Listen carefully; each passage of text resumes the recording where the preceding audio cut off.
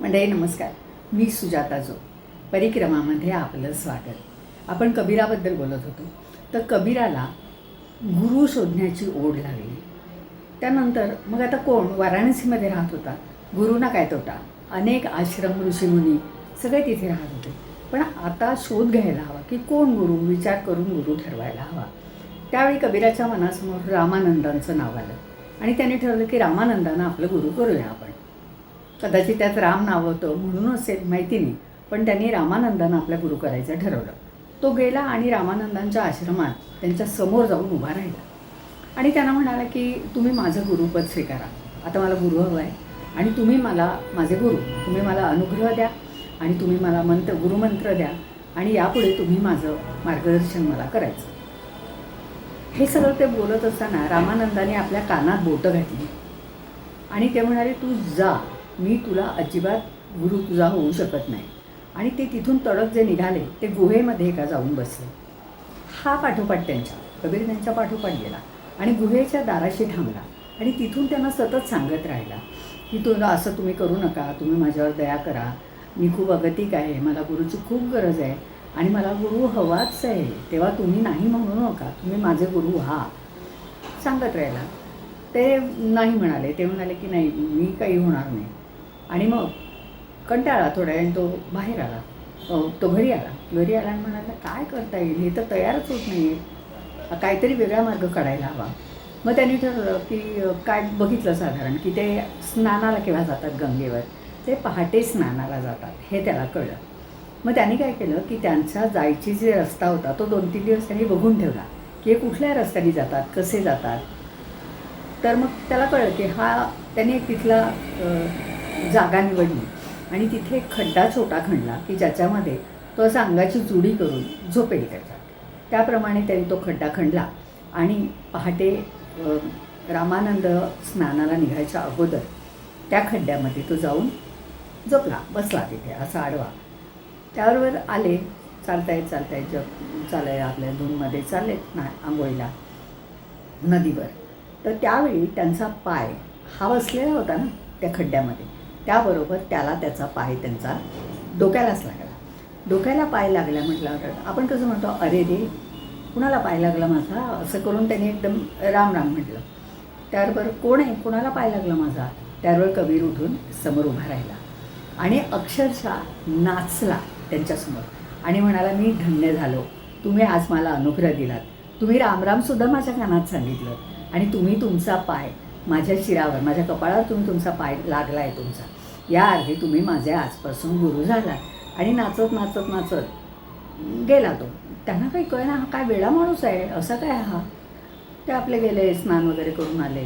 नंतर येता त्या दिवशी काहीच घडलं नाही. हा घरी गेला, त्यांनी सगळ्यांना सांगितलं रामानंदांनी मला अनुग्रह दिले आणि मी त्यांचा शिष्य झालो आहे.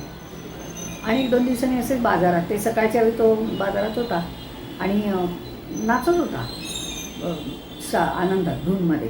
आणि माझे रामानंद गुरु आहेत आणि त्यांनी मला राम नाम दिलं आहे, मी हे करतो, मी आता खूप धन्य झालो वगैरे सगळ्या लोकांना सांगत होता. आपण कसं शाळेत चांगलं ॲडमिशन कॉलेजमध्ये मिळाली की म्हणतो मला ना अमुक कॉलेजमध्ये ॲडमिशन मिळाले, तसं तो सांगता तुम्हाला ठाऊक आहे का, मला रामानंदाने आपला शिष्य करून घेतला आहे. आणि म्हणे त्या दिवशी त्यांनी मला अनुग्रह दिला. रामानंद तिथून चालले होते, ते एकदम आले आणि ते ऐकलं आहे त्यांनी सगळं थांबून. ते समोर आले आणि त्याच्यासमोर उभे राहिले. त्याला म्हणे, कधी रे तुला अनुग्रह दिला मी. तर म्हणे, नाही त्या दिवशी नाही का, पहाटे 2 दिवसापूर्वी तुम्ही माझ्या कपाळाला पाय लावला, त्यानंतर तुम्ही मला गुरुमंत्र दिला, रामराम म्हणालात तुम्ही माझ्या कानात. ते म्हणाले, छे कोण साक्षीला कोण होतं तिथे ते सांग. तर तो म्हणाला, नाही तुम्ही दिला आणि तो वादच घालायला लागला त्यांच्याशी. त्याबरोबर त्यांनी आपले पायातली खडावा काढली आणि जोरदार नेम धरून कबीराच्या अंगावर फेकली. ती लाकडी खडावा असतात आणि त्याला अशी धार असते थोडीशी, ती धार बरोबर त्याच्या कपाळाला ती खडावा लागली आणि त्याच्या डोक्यातनं भळभळा रक्त व्हायला लागलं. पण हा आनंद, त्याला काही त्याचं झालंच नाही. रक्ताला बघितलं आणि म्हणतो की बघितलं, गुरु नमस्कार वगैरे केला, दंडवत घातला तिथे आणि म्हणाला, त्या दिवशी कोणी साक्षीला नव्हतं, तुम्ही म्हणालात ते बरोबर आहे, पण आज तुम्ही तुमची ती खडावा त्याने डोक्यावर घेतली आणि खडावा डोक्यावर घेऊन तो नाचत राहिला आणि लोकांना म्हणाला, बघितलं तुम्ही, आज तुम्ही सगळे साक्षीला आहात आणि यांनी मला अनुग्रह दिला आहे, आता बघा. तर मग त्यांचा अगदीच नाईलाज झाला. मग त्यांनी त्याला आपला शिष्य करून घेतला आणि त्याला रामकृष्ण हे नाव दिलं जपासाठी, हा मंत्र दिला त्याला. आणि मग हा खुश होता की आपल्याला आता गुरु मिळाले. आणि त्याच्या घरी संत सज्जन नेहमीचं येणं जाणं, गुरुसेवा मधून जाऊन ते सगळं चालू होतं. तर एक दिवशी त्याच्याकडे खोडसाळ मंडळी काही कमी नसतात, पूर्वींसारखीच ही चालूच असतात. त्या खोडसाळ काही लोकांनी याच्याकडे बरेच लोकच पाठवले. कोणी आले की सांगायचे, जा कबीराकडे जे अन्नछत्र आहे, जेवायला जा. हा प्रश्न पडला, आता काय एवढे लोक तर आलेत, येणार आहेत एवढे, आपण त्यांची सेवा कशी करणार. पण प्रभू रामचंद्र त्याच्याबरोबर होते.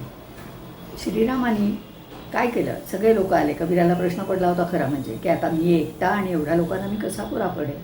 पण जसे पाहुणे येत गेले तसे आणखी एक एक कबीर निर्माण होत गेला. रामाने जितके पाहुणे, जितके संत, तितकी कबीराची रूपं घेतली. म्हणजे तुम्हाला आठवतं ना, रास खेळताना श्रीकृष्ण प्रत्येक गोपीला वाटत होतं की माझ्याबरोबर श्रीकृष्ण खेळतोय. अगदी तशीच अनंत रूपं रामाने कबीराची घेतली यावेळी. आणि प्रत्येकाला वाटत होतं की कबीर माझी सेवा करतोय. प्रत्येक संत तृप्त होता अगदी की कबीर माझी सेवा करतोय. एक दोन नाही, सतत 3 दिवस हे चाललं होतं. आणि राम त्याच्या घरी कबीर बनून वावरत होता. त्यानंतर मग 3 दिवसानंतर हळूहळू सगळं ते जे लोक होते त्यांना नवल वाटत होतं, त्यांना कळतच नव्हतं हे सगळं काय चाललं आहे, एवढे कबीर कुठनं आले. आणि मग घाबरतो ना माणूस असं काहीतरी वेगळं पाहिल्यानंतर. तर त्यांना आणि बरं खरा कबीर कोण हेही त्यांना कळेना की कोण माफी मागायची तर ती कोणाची मागायची. ते तसेच थांबले आणि म्हणाले बघू आता पुढे काय होतं. त्यानंतर 3 दिवसानंतर सगळा ओघ कमी झाला. सगळे पाहुणे संत मंडळी सगळी गेली. 3 दिवस तृप्त होऊन ती सगळे गेले. आणि त्यानंतर रामाने सुद्धा कबीराचं रूप सोडून दिलं आणि राम निघून गेला, अदृश्य झाला. त्याबरोबर एकटा कबीर, खरा कबीर होता, तो बोला. त्यानंतर मग सगळे लोक त्याच्याजवळ आले आणि त्यांनी लोटांगण घातलं त्याला. आणि त्याला म्हणाले, आम्ही खूप वाईट करायला गेलो, आम्ही तुमची परीक्षा पाहण्यासाठी, तुम्हाला त्रास देण्यासाठी हे सगळं केलं. एवढे लोक आम्ही त्यासाठी बोलवले ते. पण हे काय घडलं. तशी कबीर म्हणाला, नाही तुम्ही मला नाही त्रास देऊ शकत, माझ्या पाठीमागे राम आहे. आणि सगळे कबीर बनून रामाने या सगळ्या संतांची सेवा केली. तुम्ही जे माझ्यासाठी वाईट करायला गेलात ते सगळ्यांसाठी ते चांगलं घडलं, माझ्यासाठीही चांगलं घडलं की साक्षात प्रभूंनी माझ्या घरी येऊन मला मदत केली, माझं रूप घेऊन माझ्या संतांची सेवा केली. तर मला रामाचं दर्शन घडलं, आम्हाला सगळ्यांना. तुम्हालाही ते घडलं, तुमचाही याच्यात फायदा झाला. अनेक लोकांनी आज रामाचं दर्शन घेतलं कबीराच्या रूपात. असं झालं. आणि त्यानंतर मग कबीर अगदी छान तृप्त झाला. त्या लोकांनी माफी मागितली, ते गेले आपापल्या ह्याच्यात. आता इथे कबीराचं साधारण चरित्र संपलं आहे. पण तिथे एक शेवटची गोष्ट मी लहानपणी ऐकली होती. आता नवीन वाचताना मला ती फार मिळाली नाही. सदेह म्हणजे देह नाहीसा झाला इतकंच कळलं. पण मी लहान असताना एक गोष्ट मला सांगितली जायची. ती अशी होती की कबीराचं ज्यावेळी देहावसान झालं त्यावेळी झाकून ठेवलं होतं, त्याचं देह झाकून ठेवला होता.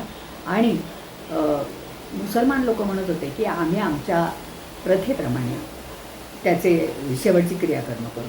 आणि हिंदू होते ते म्हणाले की नाही, हा रामकृष्ण म्हणत होता, त्याचा जप करत होता, रामाची भजनं करत होता, हा आमचा संत आहे, आम्ही त्याचं आमच्या धर्माप्रमाणे क्रियाकर्म करू. आणि असं करत असताना एक अचानक वाऱ्याचा मोठा वारा आला. भांडणं चालली होती, थोडीफार वादविवाद चालले होते की कोणी करायचं. त्यावर एक जोराचा वारा आला आणि त्या वाऱ्याबरोबर ते जे पांघरून ठेवलेलं होतं ना, त्याच्यावर घातलेलं कप्पन म्हणतात, तर ते उडून गेलं वाऱ्याने. आणि खाली कबीराचा देह नव्हताच. तिथे सगळ्या तुळशी, सब्जा वगैरे असं पडलेलं होतं.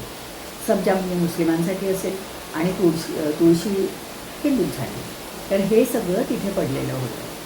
आणि अशा प्रकारे पूर्णपणे देहत्याग कबीराने केला असं मी ऐकलं होतं. आता ते मला सध्या काहीच मिळालं नाही तसं कुठे. आता मी इथे थांबते. पुढच्या वेळी पुन्हा नवीन काहीतरी एखादी गोष्ट घेऊन मी आपल्या भेटीला येईन. धन्यवाद.